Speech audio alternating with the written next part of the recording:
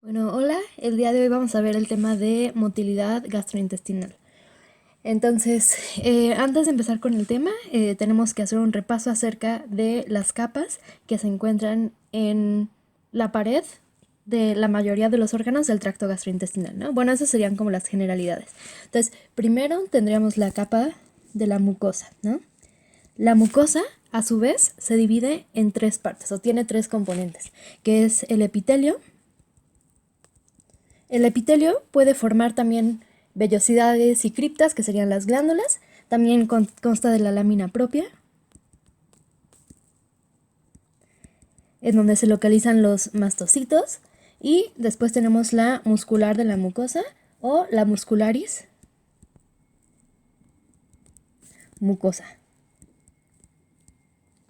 Entonces, estas son las tres capas que conforman, bueno, los tres componentes de la primera capa de la pared del tracto gastrointestinal. La segunda capa es la submucosa. La submucosa pues está compuesta de tejido conectivo laxo. Después tenemos la capa muscular propia.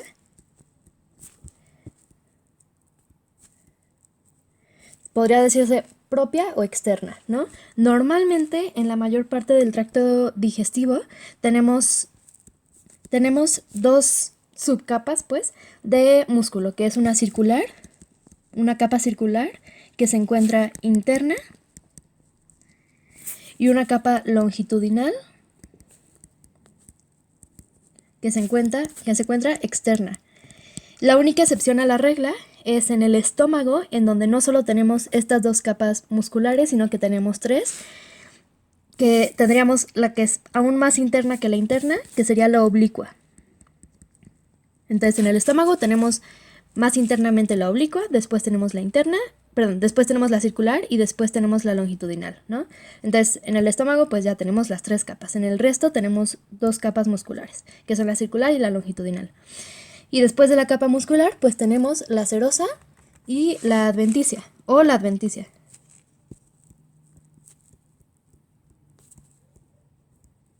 Entonces, ¿de qué depende que se llame serosa o adventicia? Depende si el órgano del que estemos hablando está intraperitonealmente o retroperitonealmente. Entonces, la serosa se le dice así cuando el órgano está intraperitonealmente, y adventicia cuando está retroperitoneal.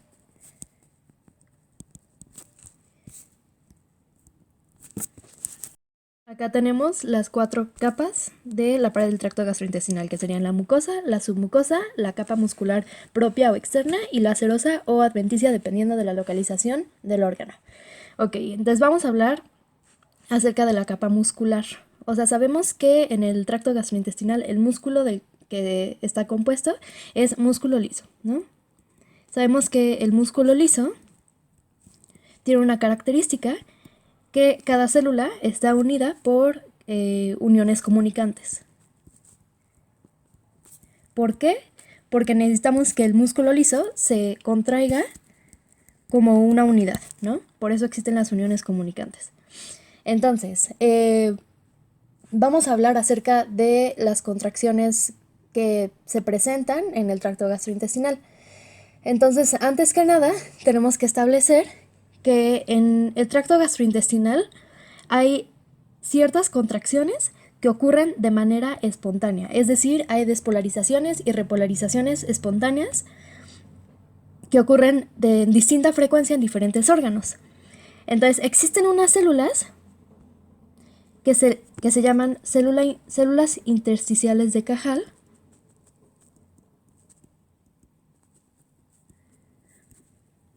que se localizan entre las dos capas de la muscular externa.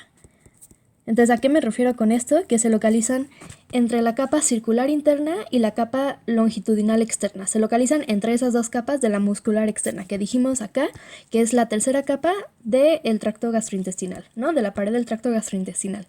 Entonces, ¿cuál es la función de las células intersticiales de Cajal? Su función es que actúan como marcapasos. Ahorita vamos a ver bien qué significa esto. Entonces, vamos a dibujar acá una célula muscular lisa, imaginemos. Y acá vamos a graficar lo que sucede.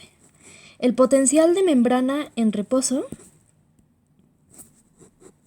este sería el voltaje. El potencial de membrana en reposo de las células musculares lisas es más o menos de menos 60 milivoltios, menos 50 a menos 60 milivoltios. Y el umbral está en alrededor de menos 40 milivoltios. Este dijimos que era el potencial de membrana en reposo, ¿cierto? Entonces dijimos que van a haber oscilaciones en el potencial de membrana de manera basal, ¿no? Entonces, tenemos en la célula canales de calcio que son de fuga, ¿no? Entonces son canales de fuga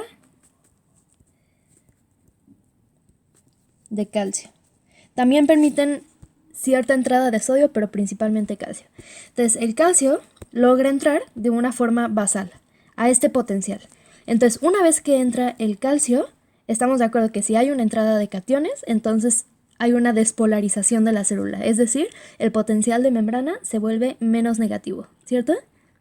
Entonces, el potencial de membrana se vuelve menos negativo, pero también tenemos unos canales que son de potasio, ¿no? Y sabemos que la concentración de potasio es mayor extracelularmente, ¿no?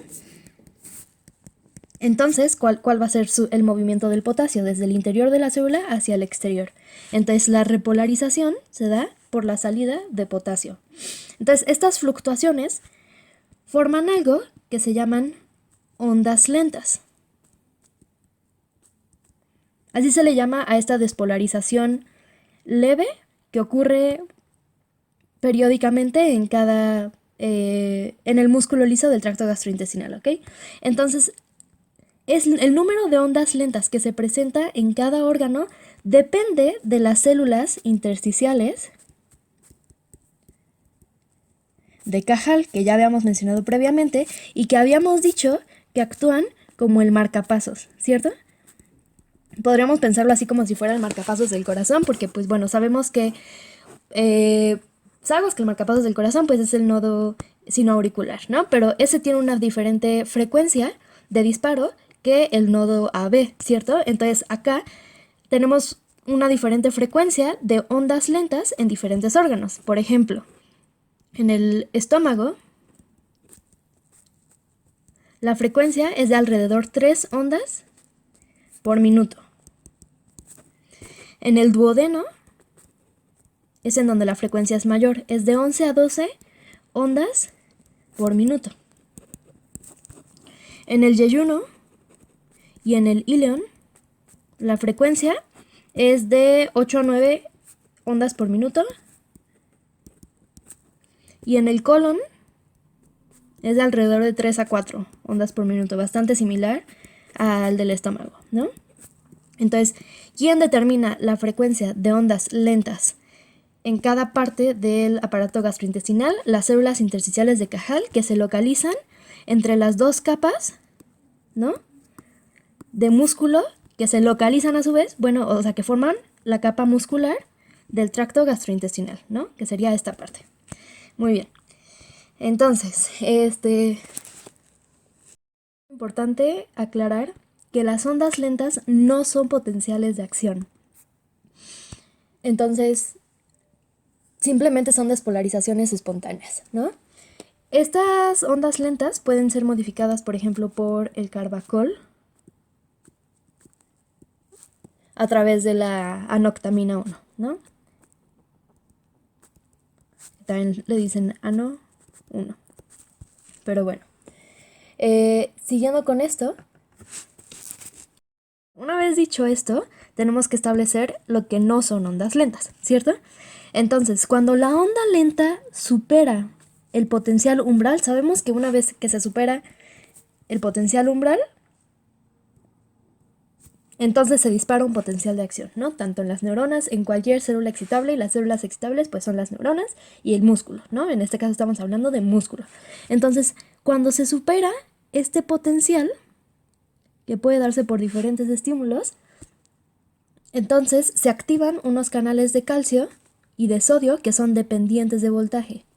Entonces ya no estamos hablando de los canales de fuga de calcio. Ahora estamos hablando de unos canales de calcio dependientes y sodio de voltaje. ¿Y qué va a pasar? Se dispara un potencial de acción. Entonces vamos a dibujar esto, pero más en grande. Entonces acá tendríamos la onda lenta. Acá tenemos el potencial umbral, acá tenemos el potencial de membrana en reposo, y una vez que lo supera, dijimos que se dispara el potencial de acción. Entonces, a estos potenciales de acción se les denomina potenciales en espiga.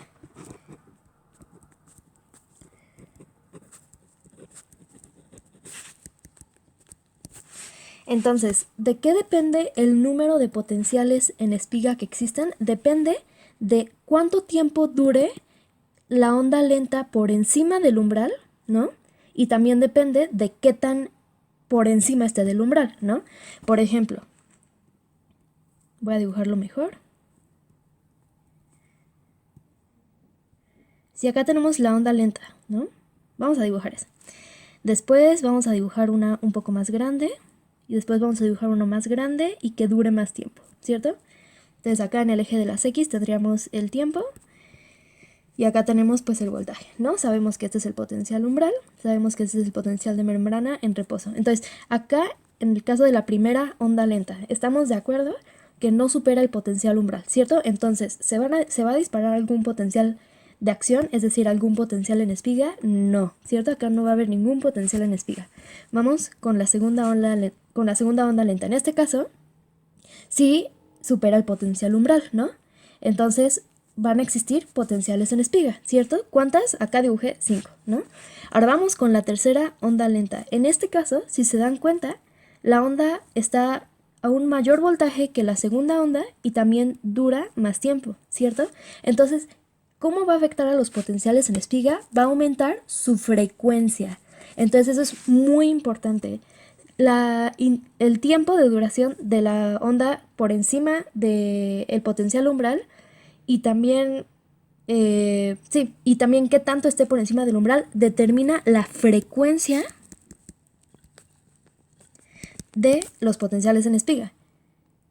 Entonces, la relación es con la frecuencia, no con el tamaño de los potenciales en espiga, no, es con la frecuencia. Si aumento la intensidad del estímulo, pues aumenta el número de potenciales en espiga. ¿Y cómo se podría manifestar un aumento en el número de potenciales en espiga? Pues a ver, vamos a dibujar acá la contracción muscular. Entonces, la fuerza de contracción muscular. Vamos a ampliar tantito la gráfica. Y acá vamos a poner la fuerza de contracción. Entonces, acá dijimos que no va a haber contracción, ¿cierto? Porque solamente los potenciales en espiga pues causan una contracción, ¿cierto? Acá sí va a haber una contracción, ¿cierto? Pero acá va a aumentar la fuerza de contracción, ¿ok? Más o menos, o sea, la fuerza sería mayor acá que acá, ¿no? Entonces, vamos a hacer repaso de esto. El número de potenciales en espiga depende de el tiempo que dure la onda lenta y qué tanto esté por encima del umbral. Y la frecuencia a su vez se relaciona con la intensidad de la fuerza de contracción. Entonces, eso es muy, muy importante.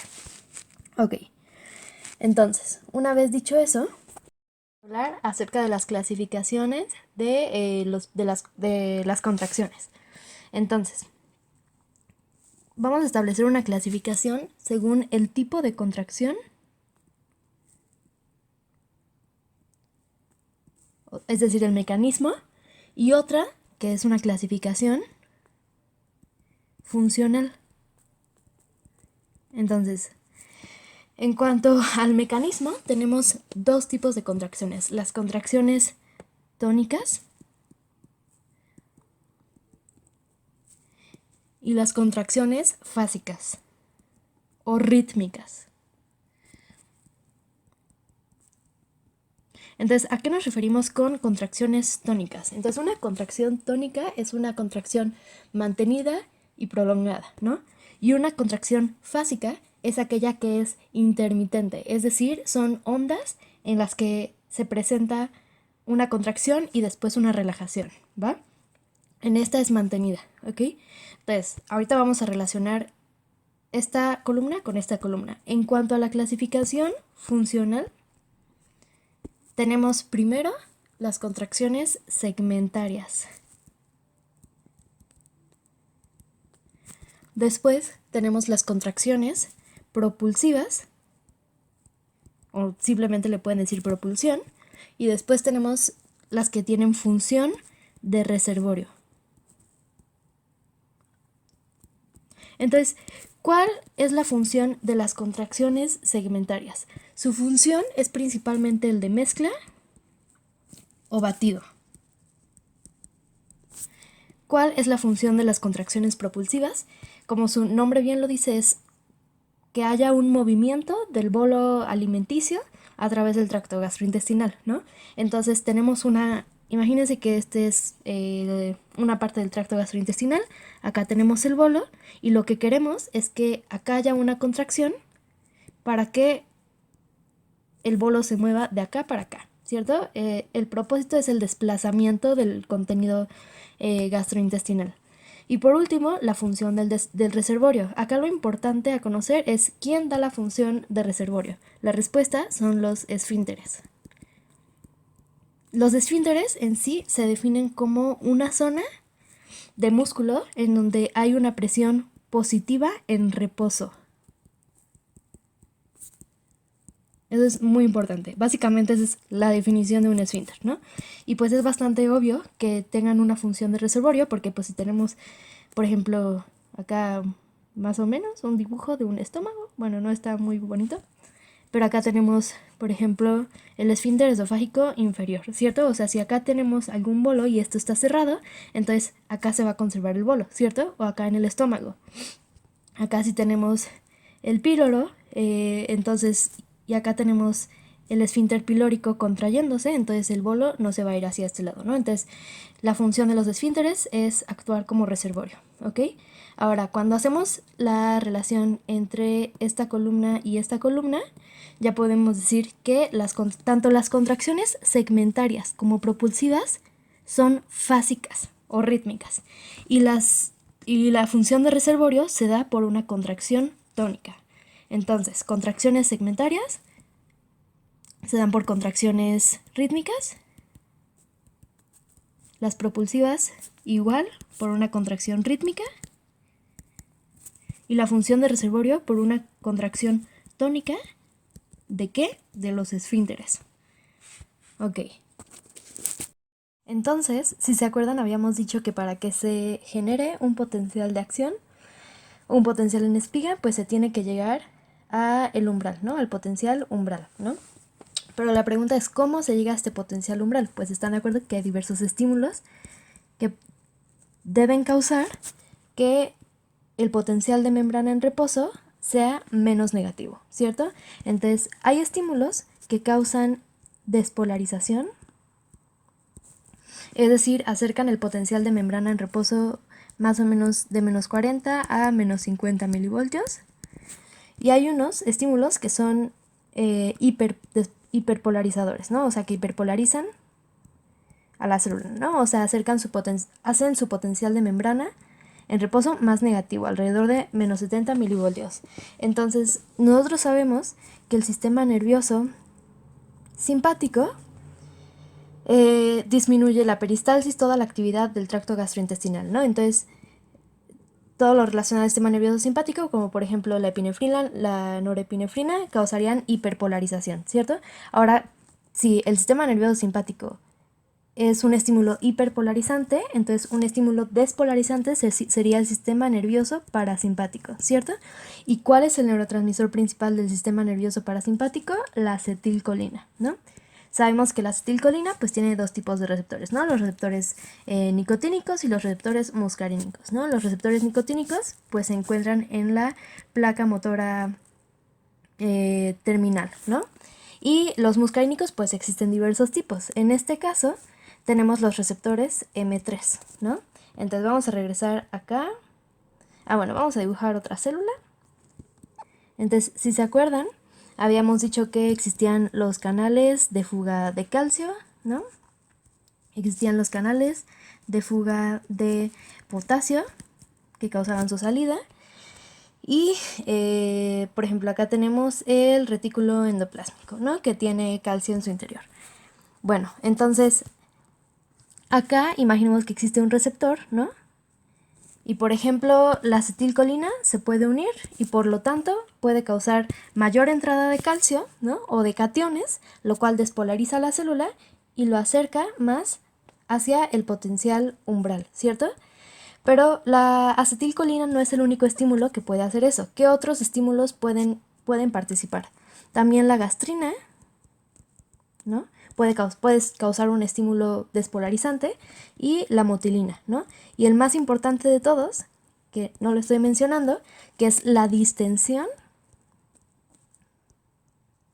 de la pared gástrica, ¿no? Es decir, cuando ingerimos algo se distiende la pared y eso es un estímulo despolarizante, ¿ok?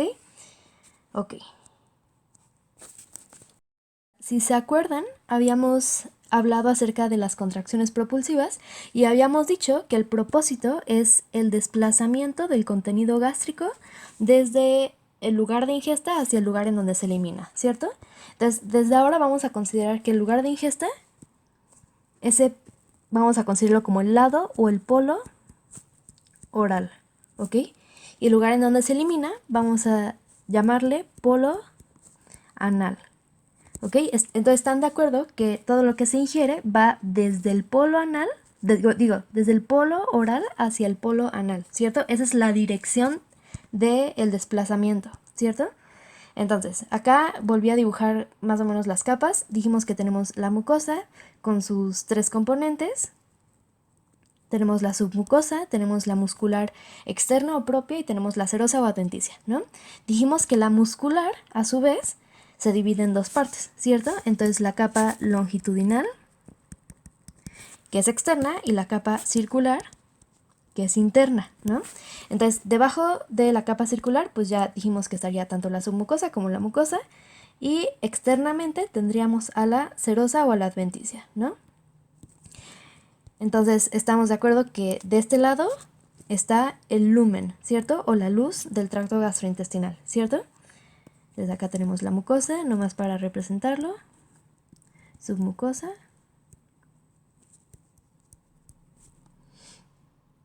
Y pues sí, y ya, la capa muscular, ¿no? Ahora vamos a hablar acerca del sistema nervioso entérico. Entonces, ¿qué es el sistema nervioso entérico? Muchos autores lo denominan como un minicerebro porque tiene una función bastante independiente del resto del sistema nervioso, ¿no? Es una subclasificación del sistema nervioso autónomo. Entonces nosotros sabemos que el sistema nervioso autónomo se divide en sistema nervioso simpático, en sistema nervioso parasimpático, y otra división sería el sistema nervioso entérico, ¿no? Ok, entonces el sistema nervioso entérico consta de diversas neuronas que principalmente se localizan en 2 plexos. Entonces, estos 2 plexos conforman al sistema nervioso entérico, pero no es el único sitio en donde se encuentran las neuronas del sistema nervioso entérico. Entonces, uno es el plexo submucoso o plexo de Meissner, y el otro es el plexo de Auerbach.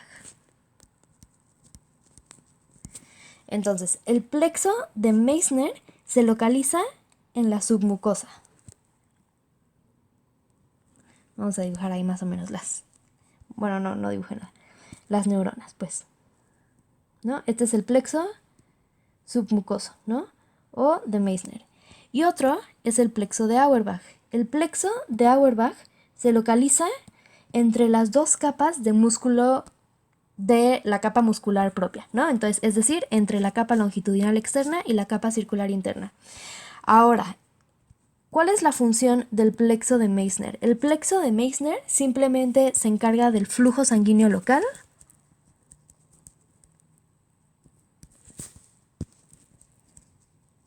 y de la actividad de las glándulas.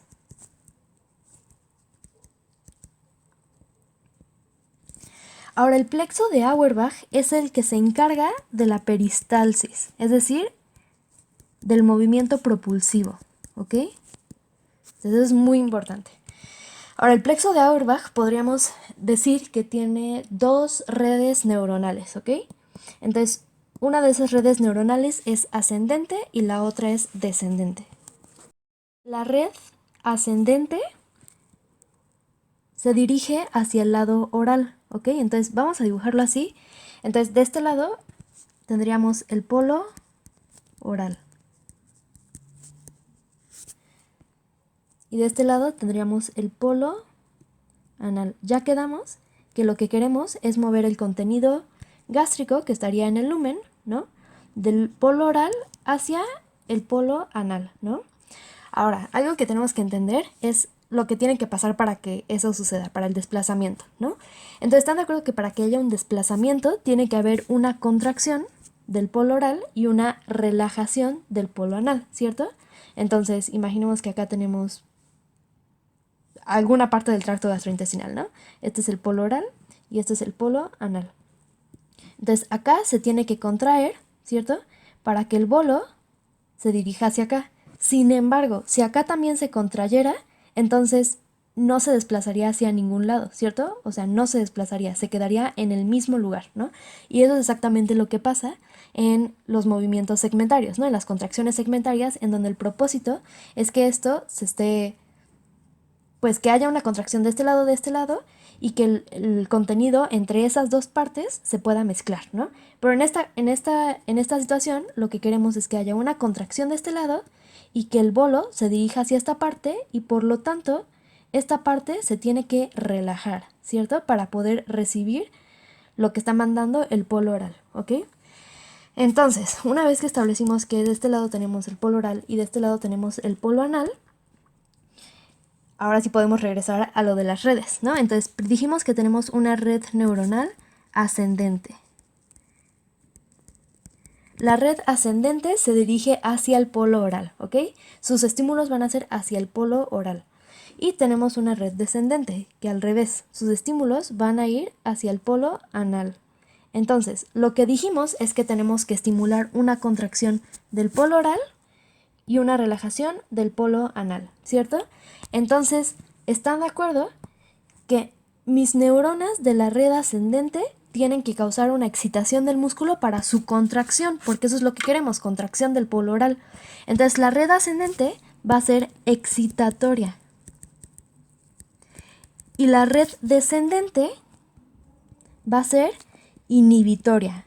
¿Por qué? Porque quiero inhibir la contracción del músculo que se encuentre en el polo anal para que reciba mi bolo alimenticio, ¿cierto? O el contenido gastrointestinal.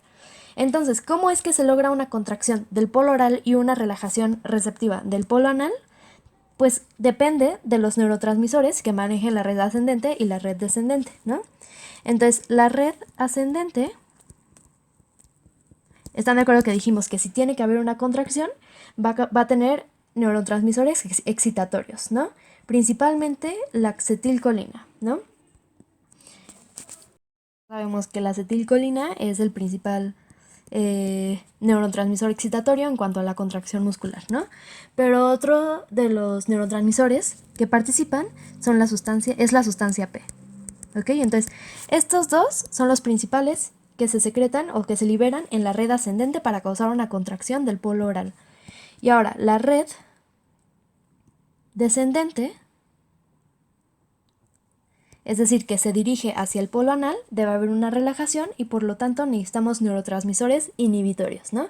Y en este caso, estos son el óxido nítrico y el péptido intestinal vasoactivo, ¿no? Entonces, así, tenemos de este lado una contracción y de este lado una relajación que permite el movimiento del bolo. Ya para terminar, vamos a hablar de dos puntos importantes. Uno de ellos es algo a lo que se le llama peristalsis en masa. Entonces, la peristalsis en masa se presenta en el colon de 1 a 3 veces al día y su función es mover el contenido colónico distalmente 20 centímetros, es decir, desplazarlo distalmente, ¿ok? Entonces, ocurre 1 a 3 veces al día. Y otro de los aspectos importantes que tenemos que mencionar es lo del complejo motor migratorio, que también se llama complejo mioeléctrico interdigestivo. Normalmente se le dice complejo motor migratorio. Entonces, ¿qué es el complejo motor migratorio? El complejo motor migratorio son contracciones rítmicas que ocurren cuando estamos en ayuno. Entonces, cuando estamos en ayuno, cada 90 a 120 minutos ocurren estas contracciones rítmicas. ¿Para qué? Para eliminar los residuos que se queden en el tracto gastrointestinal, ¿no? Entonces, el complejo motor migratorio consta de 4 fases, pero antes de eso es importante saber que la hormona que lo estimula es la motilina. Eso es muy importante. La motilina es la que estimula la presencia del complejo motor migratorio, y esta motilina es secretada por la mucosa duodenal, ¿no? Entonces vamos a ver más o menos las fases. Tiene 4 fases. Perdón. La fase 1 es el de periodo quiescente prolongado. Entonces, periodo quiescente prolongado. En la segunda fase hay un aumento en la frecuencia de los potenciales de acción. En la tercera fase ya es en donde hay un periodo de actividad eléctrica y mecánica intermedia, en donde hay pocos potenciales de acción por minuto, es decir, disminuye la frecuencia. Y en la cuarta fase es en donde hay mínima actividad, ¿no? Es como una fase de fusión entre el periodo quiescente y como que va disminuyendo hasta ya no haber actividad, ¿no? Acá lo importante es que en la fase 3, antes del inicio de la fase 3, es donde se secreta la motilina. Entonces eso es lo importante, pero lo más importante acá es saber que la motilina es el que estimula la presencia de complejo motor migratorio. Esto se presenta en cada 90 a 120 minutos cuando estamos en ayuno y es producido por la mucosa duodenal, ¿no? Entonces, pues, eso sería todo. Gracias.